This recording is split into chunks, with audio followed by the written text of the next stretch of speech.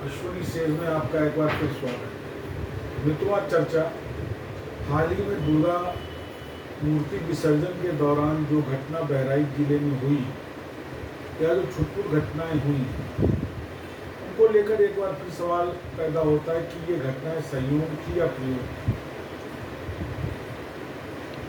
मित्रों, चुनाव सर पर है, उपचुनाव हो रहे हैं, महाराष्ट्र में होने को जा रहा है, कई और जगह चुनाव निकट भविष्य में प्रस्तावित है। इन चुनावों में किसी पार्टी के पास अब कोई न तो नीति है न कोई उपलब्धि है, वो चाहे सत्ता पक्ष हो या विपक्ष हो।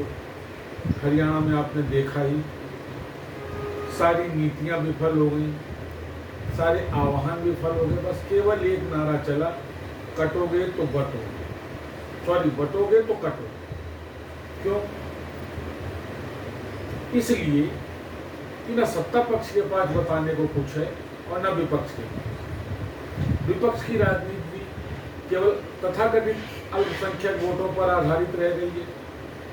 बात मोहब्बत की जरूर होती, लेकिन मोहब्बत तो बेसिकली है ही नहीं। 57 साल में कांग्रेस मोहब्बत न पैदा कर पाई, राहुल गांधी क्या है मोहब्बत पैदा करेंगे, लेकिन बेवकूफ बनाने का एक जरिया। ठीक उसी तरह सत्ता पक्ष के पास भी कोई उपलब्धि नहीं, क्योंकि जो भी उपलब्धियां हैं वो कॉरपोरेट की, जो भी उपलब्धियां हैं वो बड़े लोगों की। अभी मैं 2-3 दिन पहले हंगर इंडेक्स देख रहा था, उसमें हम 105वीं पायदान पर।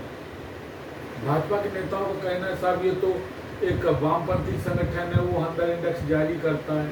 चलिए मान लिया वामपंथी संगठन है, वो हंगर इंडेक्स बनाता है, तो फिर 80 करोड़ किनको भोजन बांटा जा रहा है फ्री में? क्या ये सवाल उत्पन्न नहीं होता? वो भूखे हैं तभी तो आप बांट रहे हैं, तो हंगर इंडेक्स को तो आप ही प्रूफ कर रहे हैं।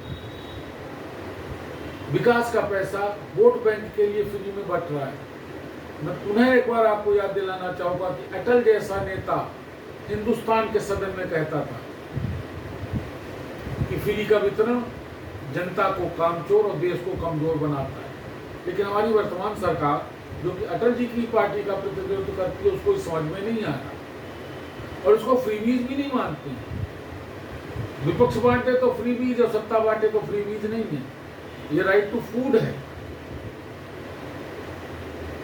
और इसी वजह से इन्हीं कुछ नजरअंदाज करने की वजह से हम 400 पार नहीं कर पाए। ये सोचना चाहिए भाजपा के शीर्षतम नेतृत्व को। तो मित्रों, मुद्दा ये है कि घूम फिर करके राजनीति फिर समाहित हो गई है बटोगे और कटोगे की नींव पर। विपक्ष तथाकथित अल्पसंख्यक, मैं बार बार तथाकथित इसलिए कह रहा हूं कि बड़ा शर्म का विषय है कि न तो सत्ता को इस बात की चिंता है, न विपक्ष को, कि 22 से 27% की सघन आबादी आज भी अल्पसंख्यक है। एक भद्दा मजाक हो रहा है हिंदुस्तान के संविधान के साथ, छला जा रहा है हिंदुस्तान की जनता। तो मित्रों, ये संयोग नहीं है। मूर्ति विसर्जन के दौरान हुई हिंसा या धर्म विशेष के उत्सवों के दौरान हुई हिंसा, ये प्रयोग है। सरकार को समझना चाहिए, जनता को समझना चाहिए और बहिष्कार करना चाहिए ऐसे लोगों का, खास करके उस संविधान में जो कि धर्मनिरपेक्षता की बात करता हूं। हालांकि जब से ये शब्द जोड़ा गया संविधान में, तब से धर्मनिरपेक्षता तो आज तक कहीं नहीं स्थापित हो पाई है।